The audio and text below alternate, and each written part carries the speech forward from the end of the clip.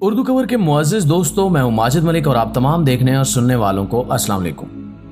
नाज़रीन गिरामी, आज की वीडियो में हम आपको बताएंगे कि भारत चांद पर कैसे पहुंचा,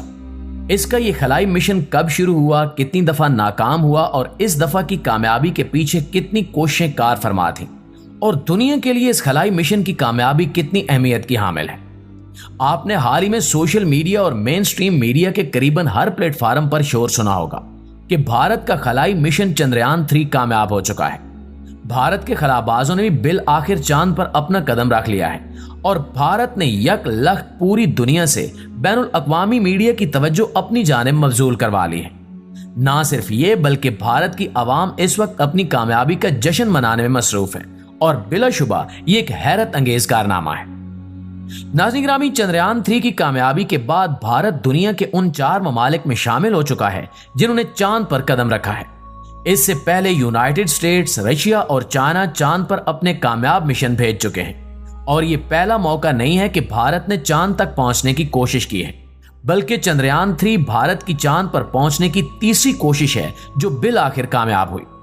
चंद्रयान 3 के इस मिशन की कामयाबी में सबसे हैरानकुन बात यह है कि भारत ना सिर्फ एक तरक्की पजीर मुल्क होने के बावजूद चांद पर कामयाबी से पहुंच चुका है, बल्कि ये चांद के एक ऐसे हिस्से पर लैंड किया है जहां अभी तक कोई नहीं जा सका।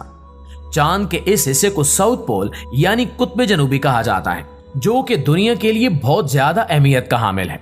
क्योंकि कहा यह जाता है कि चांद के इस हिस्से पर, जो कि बहुत ही डार्क है, पानी के आसार मिलने के इम्कानात हैं।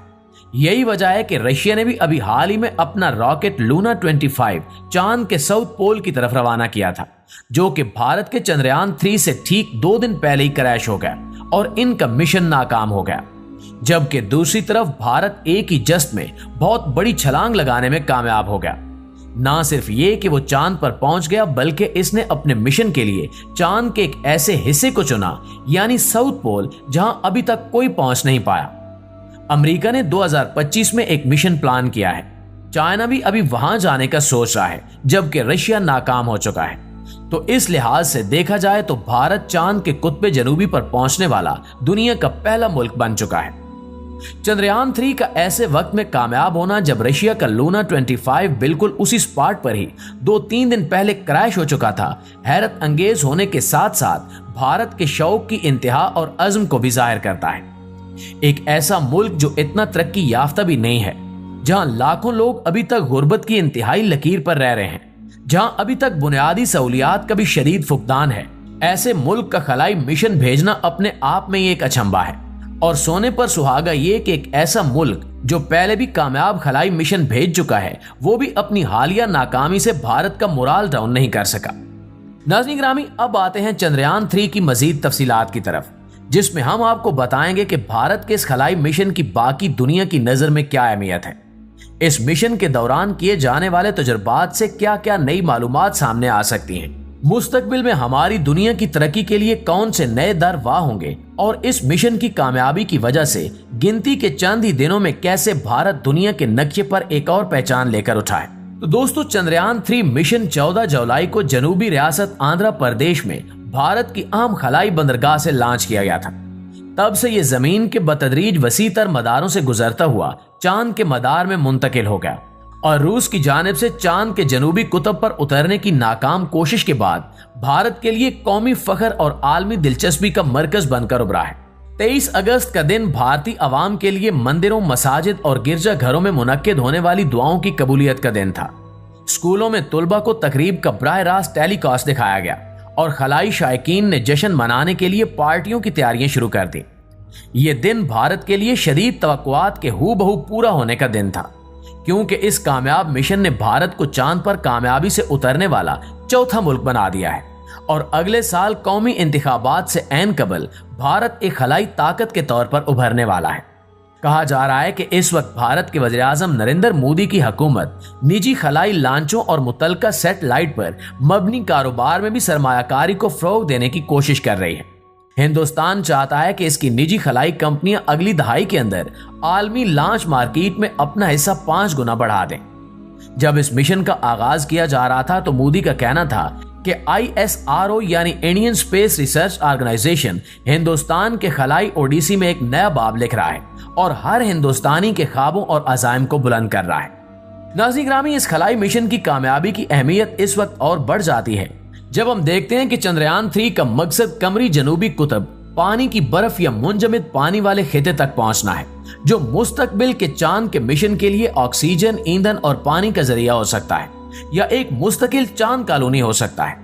इसका मतलब यह है कि अगर भारतीय खलाबाज पानी के आसार ढूंढ निकालते हैं, जिसके कभी इम्कानात हैं कि ऐसा होगा, तो इसका मतलब यह होगा कि पानी के साथ साथ ऑक्सीजन और हाइड्रोजन भी मुयस्सर होगी, जो कि यकीनन मुस्तकबिल में होने वाले कई खलाबाजों के लिए रिजर्व के तौर पर काम आ सकेंगी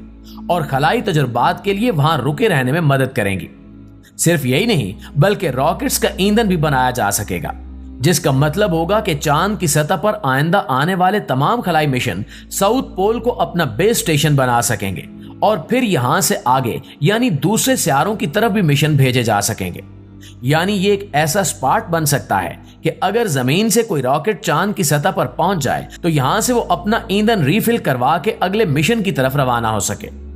ये कहना गलत नहीं होगा कि भारत का ये खलाई मिशन बैनुल अक़वामी सतह पर भी इंतहाई अहमियत का हामिल है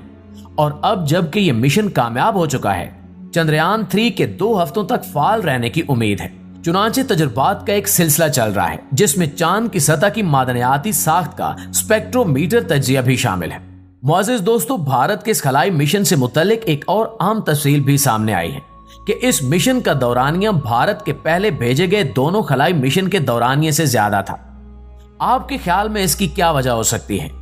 भारत के खलाई इदारे ISRO के मुताबिक चंद्रयान 3 14 जुलाई को जमीन से रवाना किया गया था, लेकिन ये चांद की सतह 23 अगस्त को छूता है,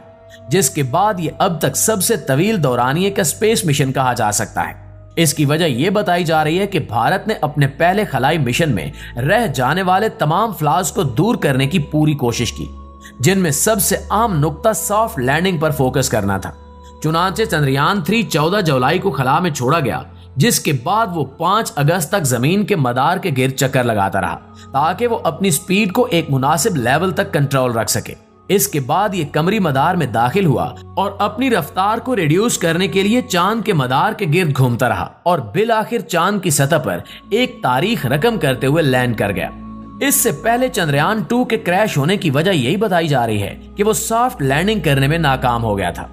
दूसरे लफ्जों में इसकी स्पीड बहुत तेज थी, चुनांचे वो चांद के मदार में दाखिल होते ही क्रैश कर गया था।